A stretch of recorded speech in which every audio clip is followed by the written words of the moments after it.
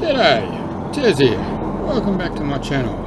This video's around my work at Eepak Transport, the places I see and things I do. As you can see at the moment, we're coming up to a mob of cattle grazing on the road. As we're coming up, I noticed there was a truck on the other side facing me, and it just seemed like he was sitting there, so I slowly wandered up. And there's a certain art getting through a mob of cattle. You kind of got to be pushy, but not. Got to give them time to have a look at you and move out the way. But I generally will move out the way, but they will stare at you for a long time. Almost a game of chicken.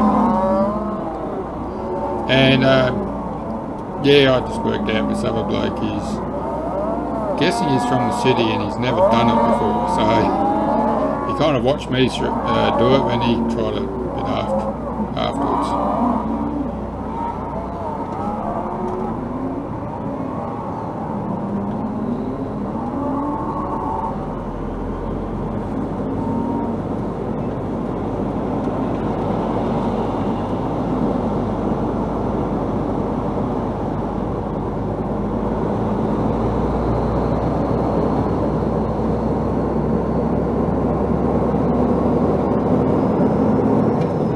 Now this little situation we've got happening here, not the vehicle in front of me, but the one directly in front of that is actually a car and a car trailer, towed by a reasonable size four-wheel drive, mid-range I suppose.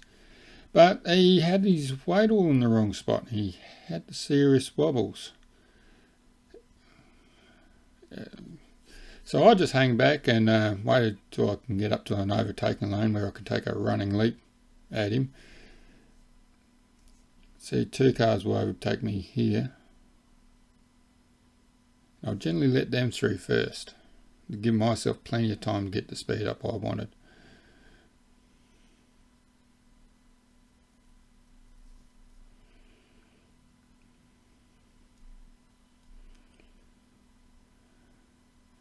At this point of time, I had the poor little ponies under the bonnet screaming their lungs out and just trying to get maximum speed out of the truck so I can get out of his way.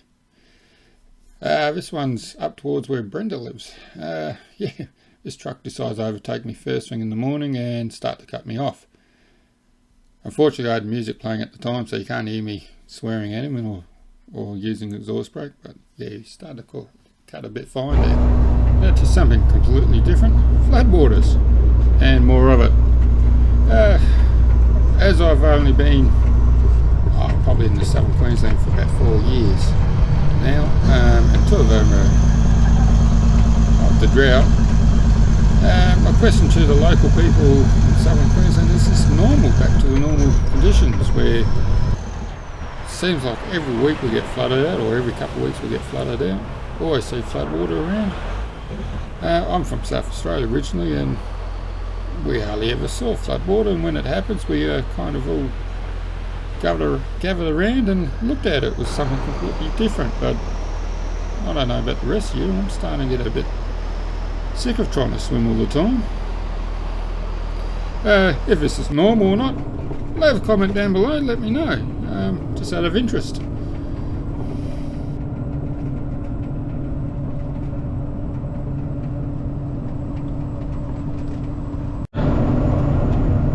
Okay. No, I'm not talking to myself. Yes, I'm on the phone. Yes, I'm using Bluetooth. Yeah, well, I'm just up Hampus now, and she's almost up to the road. She's about to cross in a couple of hours, I reckon. A bit of water here. You can clearly see the phone, and it's older. I'm not touching it. And a quick shout out to Wayne. You can see here floodwaters attacked me again. I just hooked up these trailers, and first thing you usually do is when you're starting to fill up with air is just roll them over, make sure you got your hydraulics all in the right way around. When I started to tip that, I didn't realise there'd be that much water in the old trailer. She holds a fair bit. Thankfully I'm on reasonably hard ground, so I never got bogged.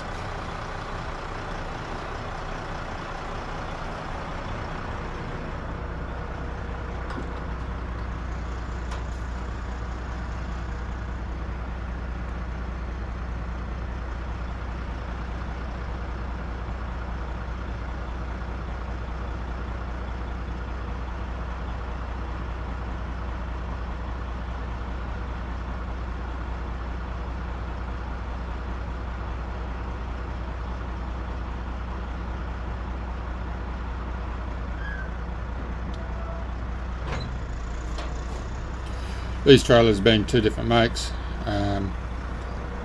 So yeah, the second one, it's a flat bottom trailer. She doesn't hold not as much water. It's just where all the dents are on the floor.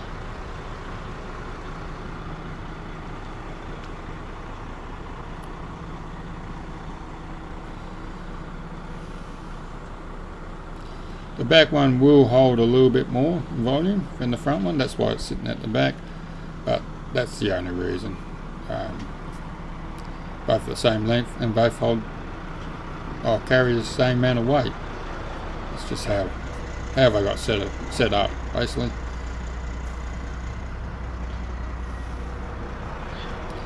And why two different types? Well, it was basically what was available to the boss at the time to buy trailers, so that's the reason why he didn't went out to buy exactly like that. He just wanted side tipper trailers, and that was available for the money he had at the time. So.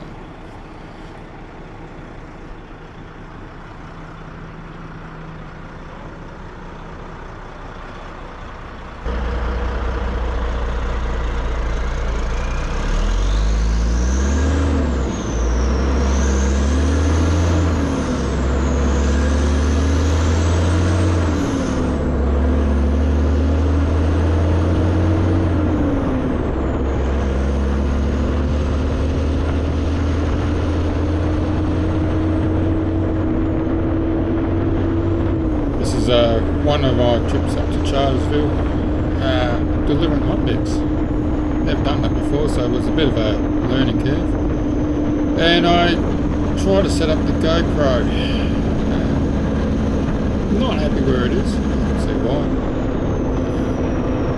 Unfortunately, I haven't had much time to set it up, but I will set it up and I will put it on that little deflector there. It's actually a light deflector, so the light doesn't come in the cab. When I'm trying to reverse with the side light on, there's the back of the light there. I'll set it up there and see how we go. We might get some better shots, but not bad for the first go.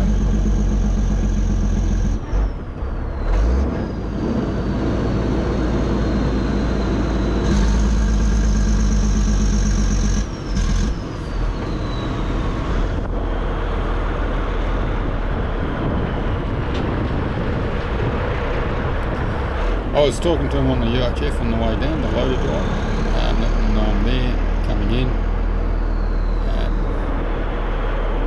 Like a lot of his jobs, you need to be talking to other people on the site.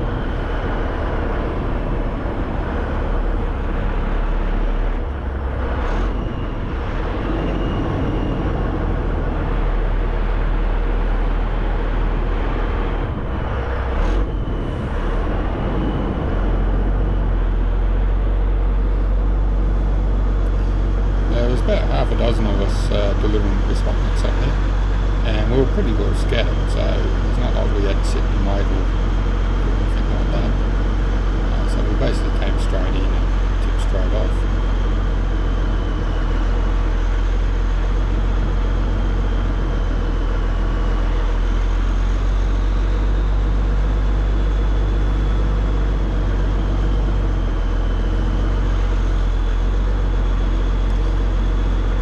You can see the pole there, what's already been delivered on the left. This is my last day, I think I was up there actually delivering it. So what I basically do is tip off the back trailer first, close to the pole, but I always say tip on the pole, but you want to be out from it a bit so it doesn't build up and go into your tyres, and you can spread it out a little bit easier to like a nicer pole, runs out a little bit easier. Now this stuff has been in the trailer for nearly up to 8 hours, so if I'm really hot, it has cooled down a fair bit. Did have a fair bit of rain on it too on the way up, so she's a little bit lumpy. And thankfully it's not as bad as I thought it was going to be.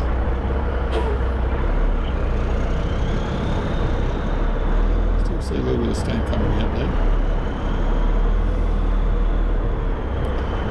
So yeah, most of it came out in the first little bit, and the rest of it came out afterwards. Not not too bad considering I've never really tipped that stuff before, and it did get a little bit cold. But I'll mix it up and heat it up again and it'll be all good. Now what happens here, if I was straight you can back up and redo it again, but it's just too much stuff you could go around, dodge around, and it's just too hard. Just not much room to correct yourself. So once the door closes up, I'll do a loopy loop and come and tip the front one off.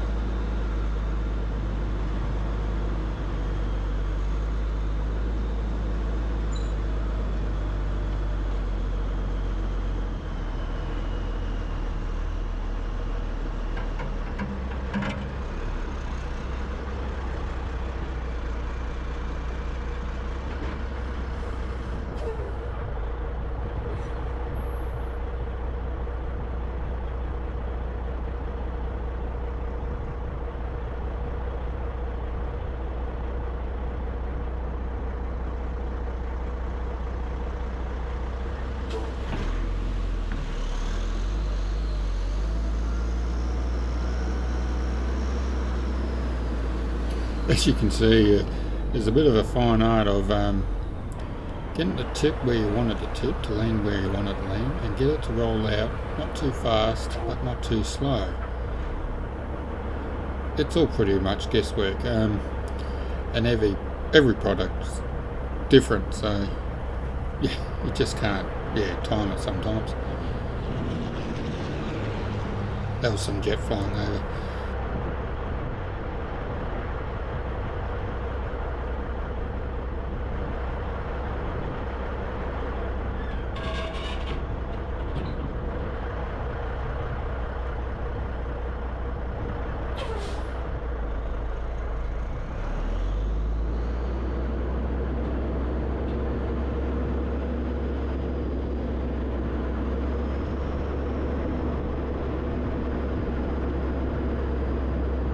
I hand my paperwork in, which you don't see because I edited that part out, but then that's it, that's the load done. That's 8 hours up there to get unloaded. Started 3 o'clock in the morning.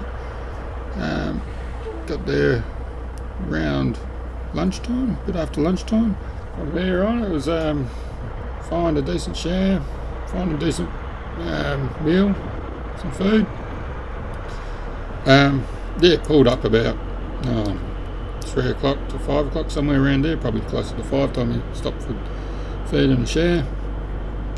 Have a night kip and get up the next morning and travel back about 5 hours. It was a bit of a cruisy day the next day. Didn't get loaded to the day after again, so yeah, that was a really good run. Everyone was on it. They really enjoyed it because it's just a cruisy run up there and back.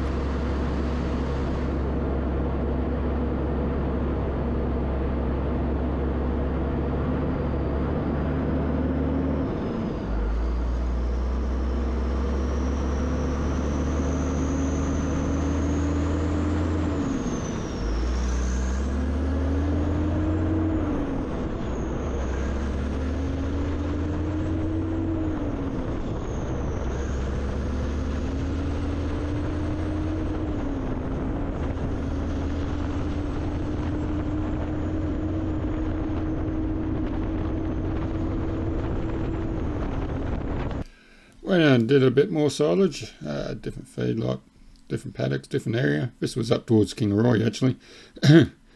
Yeah, they put it in, actually buried it half in the ground. They cut out a bit of a hill there, and you can see there's a bunker half filled there from last year. And yeah, the pusher just drives up and over it and just gets all the air out of it, and we cover it with tarp. This is actually sorghum this time.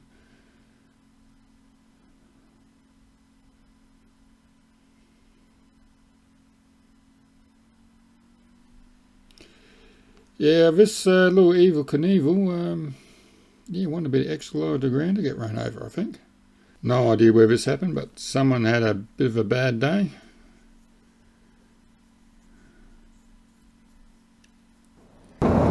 This here is going back onto my last video with that etiquette, truck etiquette. Thanks, buddy. Truck before him filled up, so it was going slightly faster than me. So when you get a chance, if you can let me around. I said, yeah, no worries. Found a good spot. I told him to come around, acknowledge me. I slowed down to 80 k's. Good day, buddy. Have a good day. And I told him to swing back in, and he just said thank you. And now I go back up to 98, 99 where I was sitting on before. And this is just yeah, same thing. Filling it with lights, basically.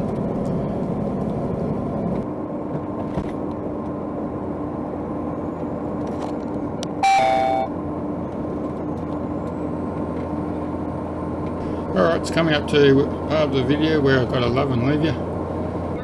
I'll leave you in with the last video coming up where you decide to play chicken with another vehicle oncoming while overtaking me.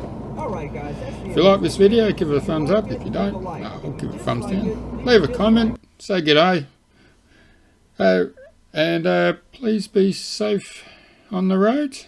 Please look after each other. And I will catch you on the flip side. Bye.